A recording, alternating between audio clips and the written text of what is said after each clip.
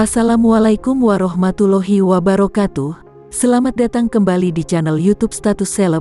Selalu ikuti terus mengenai perkembangan berita terupdate dari channel kami. Admin selalu mendoakan agar kalian semua dan keluarga sehat-sehat selalu, amin. Update terbaru kasus meninggalnya artis cantik Thailand, Tang Mo Nida.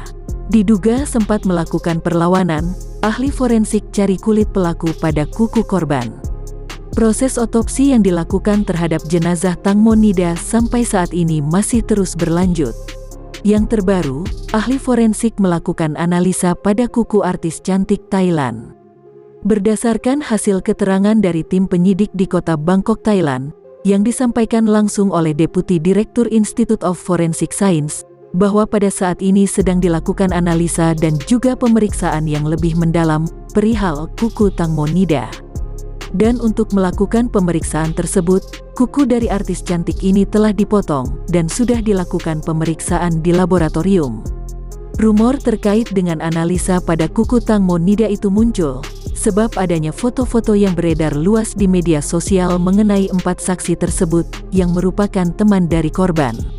Masyarakat di Thailand pun menduga, jika beberapa luka yang terdapat di tubuh para saksi, merupakan suatu bentuk perlawanan dari Tang Mo Nida, sebelum akhirnya ditemukan tak bernyawa di Sungai Chao Phraya pada beberapa waktu lalu. Berita ini dikutip dari Status Seleb, yang mengutip dari teras Gorontalo dari channel YouTube milik Anjas di Thailand. Pada hari Senin tanggal 21 Maret tahun 2022, dari hasil pemeriksaan di kuku Tang Mo Nida nantinya akan diperoleh kulit seseorang. Kemungkinan besar sang korban melakukan perlawanan.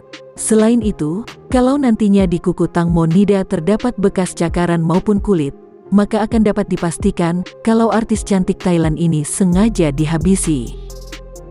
Jika dilihat dari kuku Tang Mo Nida dan dibandingkan dengan luka-luka yang terdapat di tubuh para saksi yang serupa dengan bekas cakaran, nantinya dapat dicocokkan dengan hasil otopsi di kuku artis cantik Thailand ini. Maka dari itu, ketika di awal kasus ini muncul, 5 saksi juga diminta untuk melakukan tes DNA. Tapi yang aku juga agak sedikit ragu dari analisis mengenai kuku ini adalah, karena ini sudah beberapa hari baru dilakukan. Tapi aku tidak tahu juga apakah tim otopsi mengambil kuku-kuku Tang Mo Nida sehari setelah ditemukan jenazah tersebut, atau diambil baru-baru ini saja, tutur Anjas. Belajar dari kasus lain, menurut Anjas kalau Indonesia, kuku jenazah itu sudah dibersihkan, yang dapat menghilangkan jejak-jejak orang-orang yang terlibat. Lalu hasil visum, dari visum telah dinyatakan bahwa itu luka-luka lama dari para saksi, yakni teman-teman dari Tang Mo Nida.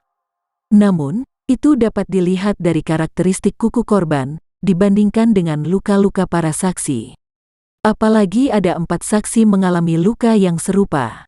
Proses otopsi itu tidaklah sama seperti proses teknologi tinggi, misalnya dimasukkan tangan seseorang lalu akan muncul data-datanya. Enggak, itu butuh proses analisa, butuh proses intelijen juga kecerdasan dan logika berpikir, terang Anjas. Kemudian harus juga diperiksa, apakah luka bekas cakaran tersebut mempunyai diameter tertentu. Hal itu dapat dibandingkan dengan kuku korban. Kemudian juga data-data pembandingnya diintegrasikan dengan keterangan para saksi. Misalkan begini, Robert, kamu kenapa kok bisa ada luka bekas seperti itu? Oh, saya itu karena terkena, mungkin pisau. Misalkan ya, dicek masih luka pisau. Kan akan dicek, masa kok luka pisau seperti ini? Nah, keterangan-keterangan ini yang dicocokkan apakah sesuai atau tidak, ujar Anjas. Anjas juga menjelaskan, terdapat 5 alat bukti, yakni keterangan saksi, keterangan terdakwa, keterangan ahli, petunjuk dan juga surat. Ini merupakan satu kesatuan yang harus dibutuhkan. Surat itu sejenis BAP, berita acara pemeriksaan. Tapi juga harus ada hasil penelitian dari keterangan ahli, bebernya. Di sisi lain, terdapat pula keterangan dari asisten ahli forensik, yang menuturkan bahwa ada 22 titik di tubuh Tang Mo Nida yang ada lebam-lebamnya. Tapi dari dokter Portip yang memimpin yang menjadi advisor di tim otopsi keduanya mengatakan, Kita hanya memeriksa 11 titik dengan alasan-alasan itu adalah yang paling krusial, tambah Anjas. Bahkan Dr. Portip juga menyampaikan di media Thailand bahwa sebetulnya tidak perlu melakukan otopsi lagi, sebab jenazah Tang Monida sudah diformalin. Jadi telah banyak hal-hal yang tidak sama seperti kondisi awalnya. Dan cara mengambil data-data yang dapat membuat sesuatu hal yang lebih, untuk diverifikasi, cukup dengan foto-foto dan juga sejumlah bukti-bukti yang telah dikumpulkan ketika penemuan jasad Tang Monida. Kalau melihat luka-luka dari keempat orang saksi, telah ada konfirmasi jika itu merupakan luka lama. Data kedua dibutuhkan yakni tipikal luka-luka, apakah benar cakaran dibandingkan dengan data-data yang telah diperoleh. Dr. Portip juga mengeluarkan pendapat yang sangat frontal mengenai bajunya Tang Monida. Di sini kita bisa menangkap bahwa Dr. Portip mematahkan keterangan dari 5 saksi, termasuk dari Gatik, tentang hal kalau si korban mau kencing yang dipatahkan dengan data ilmiah.